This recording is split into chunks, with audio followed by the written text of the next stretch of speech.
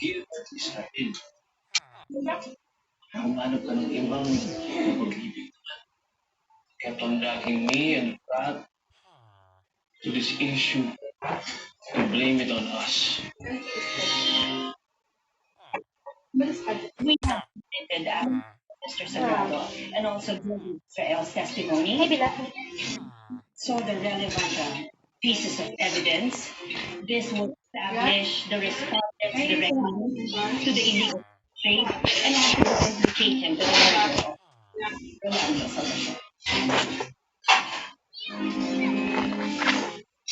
I'd like to hear from the defense attorney Corrales. Supports the fact that Mr. Malonzo here has a clear alibi.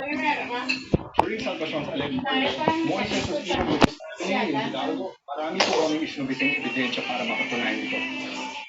We highlighted in our counter the flaws in this investigation, including the mishandling of evidence, as well as the prosecution's reliance on testimonies from individuals with questionable motives. Di pa nga nasundin na maayos ang medical legal, kakasuhan na agad. While the prosecution thinks a compelling narrative, it is one that is based on assumptions and circumstantial evidence. Thank you, Attorney Corrales. Matapos ang masusing pagsusuri ng ebidensyang ipinagsinta laban kay Moises Malonzo, napag-alaman na walang sapat na ebidensya na magpapatunay ng para sa kasong pagpatay. Dahil dito, ang kaso laban kay Moises Malonzo ay pinawawalang visa dahil sa kakulangan ng sapat na ebidensya.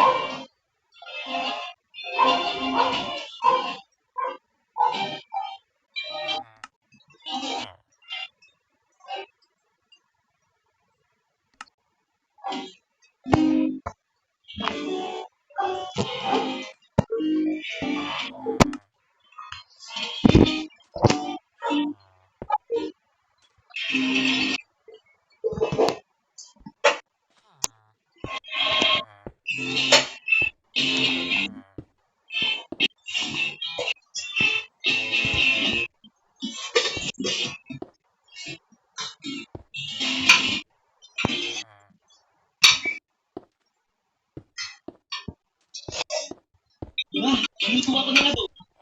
Sorry, madam. Gagamitin mo kasi secret ko. Your chicken cubes may sarap sa bomba. Kaya sarap ang adobo. Ang sarap mo yan. Nor. Sigurado kung hindi na sinusunod. Junkies comes horrible.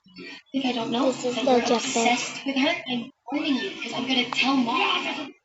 Kaya kailangan malaman mo yan! Yes! Susunod. Ngayong gabi.